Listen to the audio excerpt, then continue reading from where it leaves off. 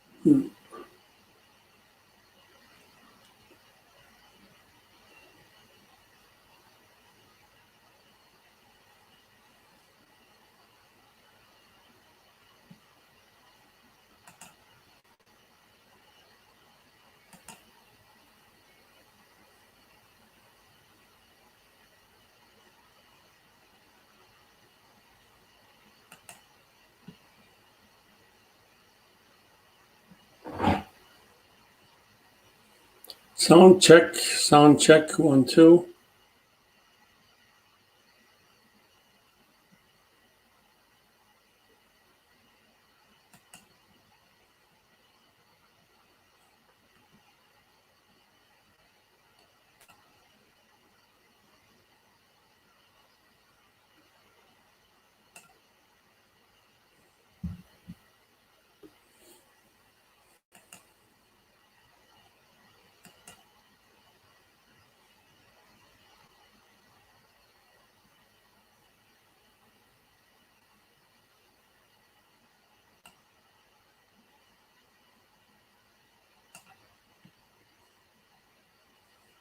Sound check, 1, 2. Folks, welcome to another Saturday morning live cast on technical writing, business writing, other types of writing. We are going through difficult times for sure, but life goes on. Life must go on.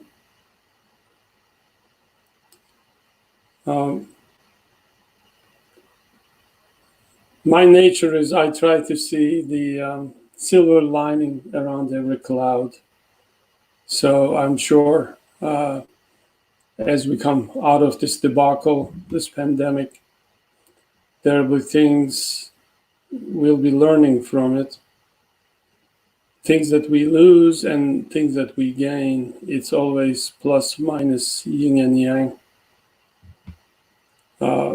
For the first time in my professional career, I started to work from home. My company graciously got me a laptop to minimize contact, social distancing.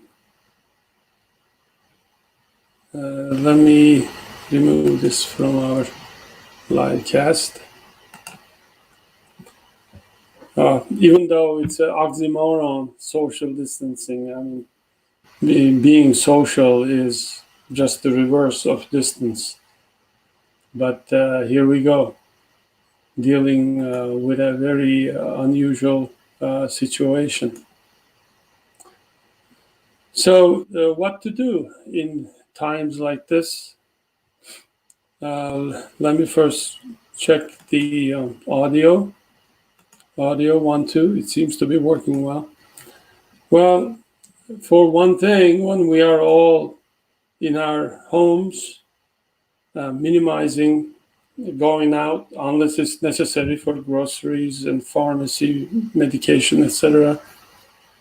I mean, it's a great time to read, isn't it? It's a great time to train and to learn something new, to focus on those projects that we postponed. I personally have quite a few projects that hopefully I will concentrate in the evenings over the weekends. And for example, right now I'm reading a biography of Napoleon. What a fascinating story that is. For one thing, you would never suspect. We know Napoleon as this great commander, the general, and who almost captured the whole Europe and Russia until that disastrous 1812 campaign. But did you know he was also a voracious reader and writer? It's just amazing. From childhood, there was nothing that Napoleon cared other than his political ambitions, of course. Nothing that he cared as much as reading and his books. He would at times go hungry when he was a young artillery student in France. he would rather eat just dry crumbs of bread than not buying any books. In his famous Italy campaign, Northern Italy campaign, he ended up going all the way down to Rome. And one of the orders he gave was transferring 800 precious manuscripts, volumes from Vatican Library to Paris. And imagine that. When he went back home to Paris, he had someone count the books that was actually sent to him. And when he found out 500 books were sent back, he wrote a scathing letter to the Vatican officials saying, I told you to send 800 books. How dare you hold back those 300 volumes? So he had this amazing energy to communicate, to read, to write. At times, he was known to dictate 5 letters simultaneously to his commanders, to this person and that person. And when he died, he left behind 33,000 letters. So I figure if you make a small arithmetic calculation, it must have been like 100 volumes of correspondence. So as writers, my point is we sometimes forget reading. We consider reading and writing as totally separate skills, but actually reading is the very basis of writing. You have to fill your well first before drawing any water out of it. Makes sense, doesn't it? And reading has been one of my supreme pleasures since I was a child, and it continues to be so. And in these times of illness and pandemic, I find it this is one of the meaningful things I can do to help myself and loved ones to continue enriching my life, to read biographies of famous people. Next in line is this Beethoven book, and which was contemporary of Napoleon. Actually, he dedicated one of his symphonies, Beethoven, to Napoleon, because for him, Napoleon presented the best ideals of the French Revolution, and Beethoven was a revolutionary. Until Napoleon was elected emperor and started this aggressive expansion campaign, upon which Beethoven took back his dedication. He wasn't so happy with the way the revolution turned into this pan-European thunder. That wasn't his understanding of revolution. So reading gives us much. It provides the background and the materials to melt ideas into one another. It creates very rich syntheses of ideas and expression.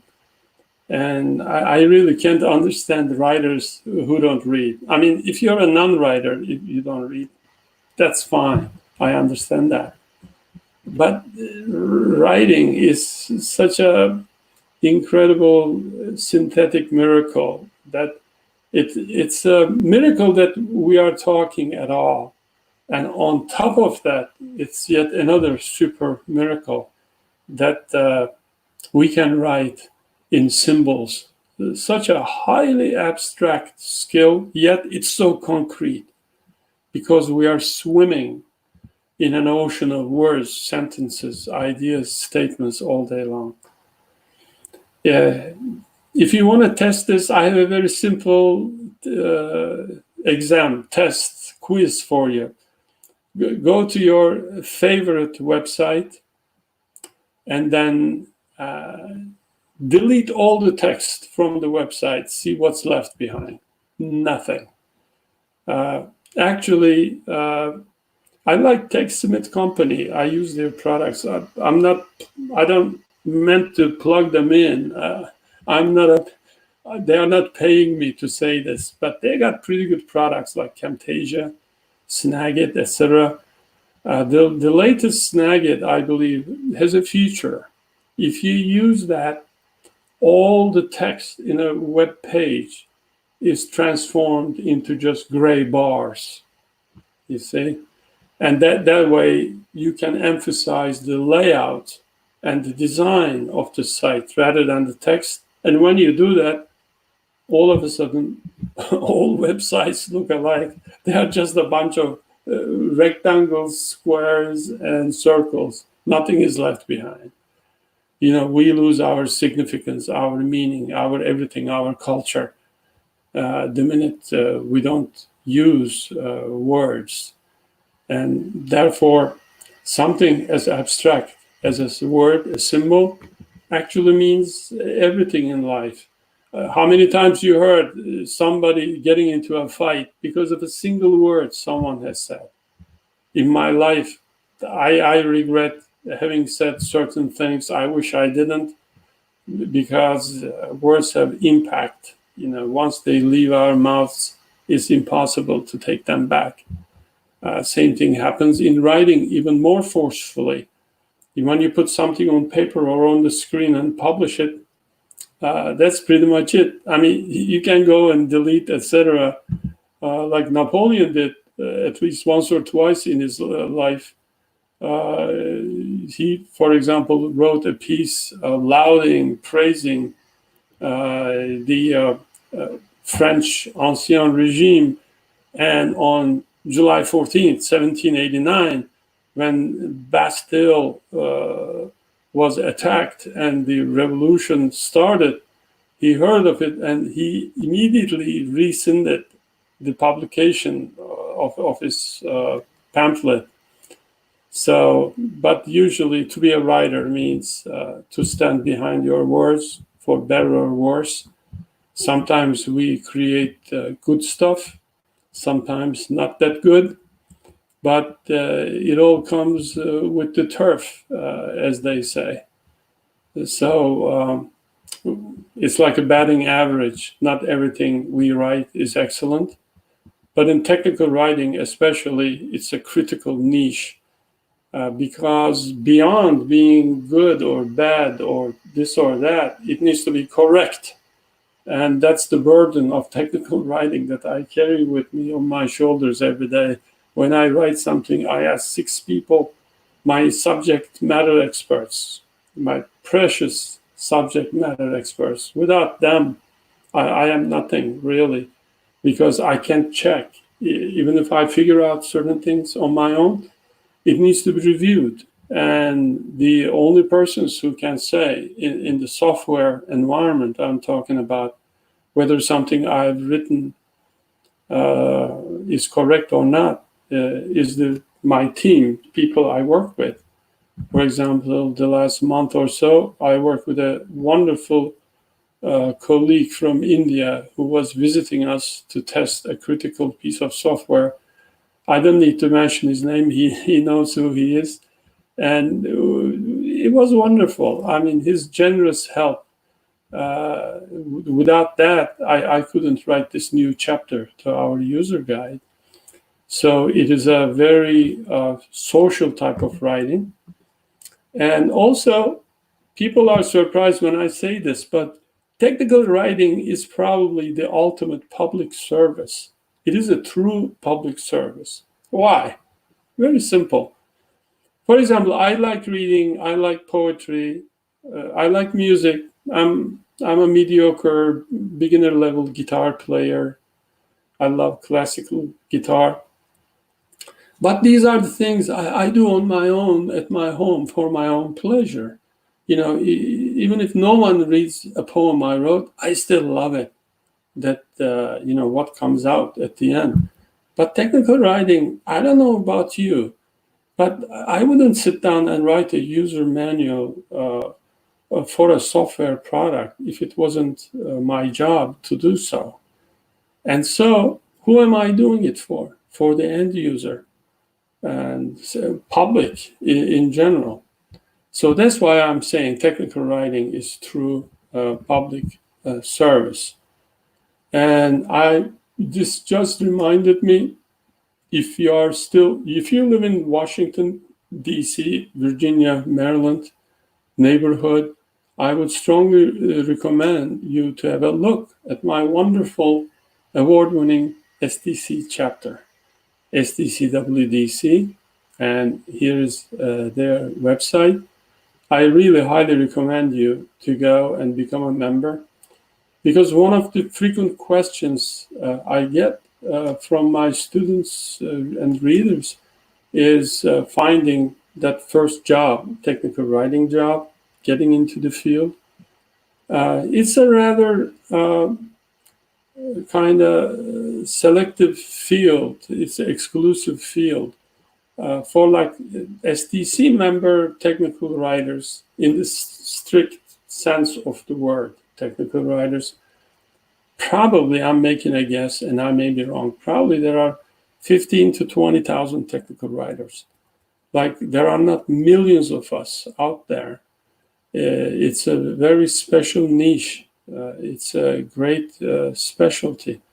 So within that context, it's important to be part of our community through our local chapters.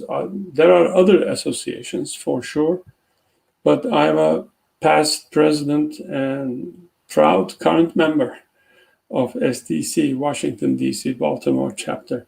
So you may have a look at it when you have the time. They have an excellent job bank. Let me share with you their current screen, if I could. Let me see. SDC, here we are. Let me see what will come up.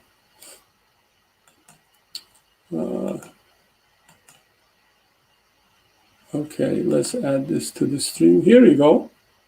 Okay. SDC, Washington, D.C., Baltimore chapter. So you may want to go see. I mean, they updated with the coronavirus thing right away. There's the summit statement announcement, which unfortunately, I'm not sure whether it's going to take place or not.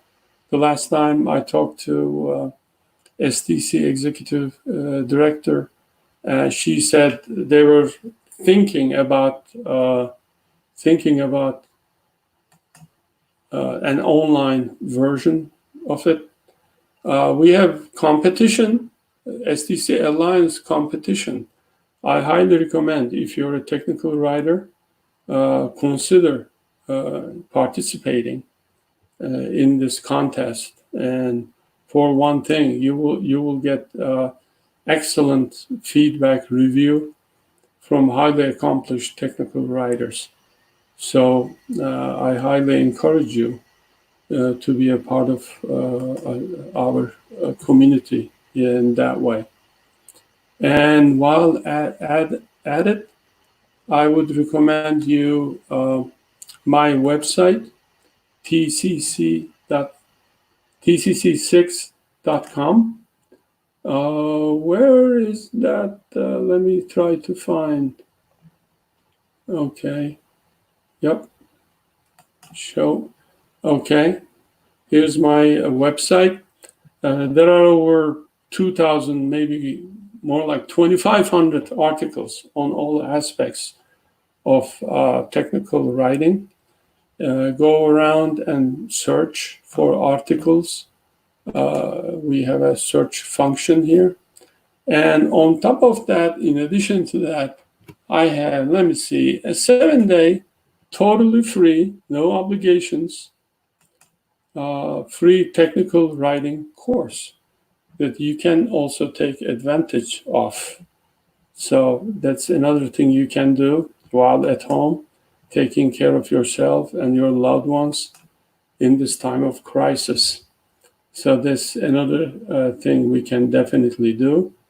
And I would be amiss if I didn't plug in my own courses on Udemy. Just please search for Uğur Akıncı.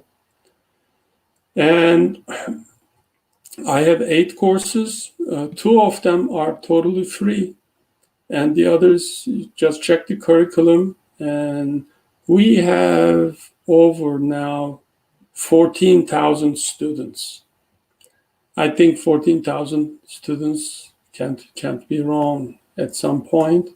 So you can take advantage of that as well. Now, in terms of jobs, I have quite a few articles on jobs, how to find them. As you can see, including proposal writing, for responding to RFPs, job prospects in technical writing versus copywriting, and internship opportunities, how to become a technical writing, on and on. It's a long list. So you may want to go and check that out. So it's been 20 minutes. If there are no questions, I would like to conclude this live cast. And if you have additional questions you want to ask, you can always reach me at writer111@gmail.com. So move forward, try to learn something new every day. Don't get stuck in paralysis of analysis. Nothing is perfect in life, including our decision-making process. Who knows what tomorrow will bring? But then we have common sense too. Just wash your hands. Google has a very good animated sequence, 5-step sequence of how to wash hands.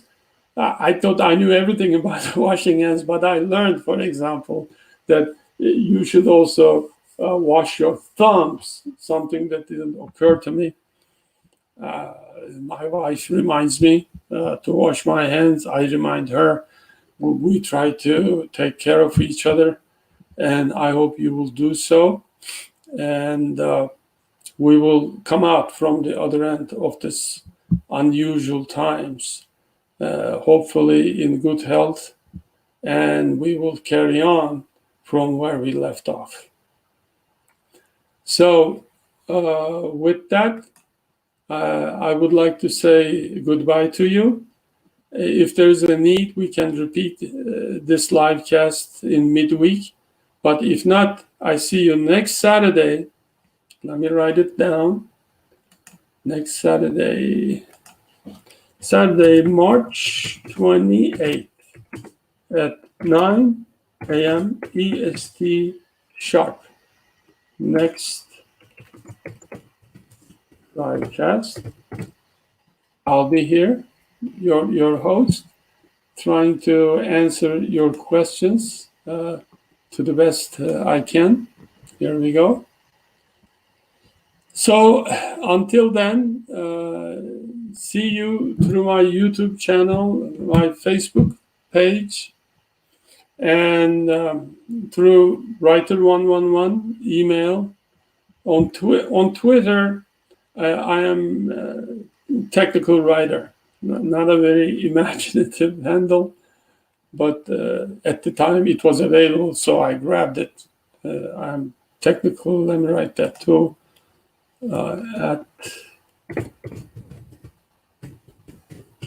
That's where I'm at on Twitter. Okay. So with that, adieu. I bid you goodbye, farewell, sayonara, Allah'a ısmarladık, hoşça kalın. See you next week. Take good care and be safe. Bye-bye.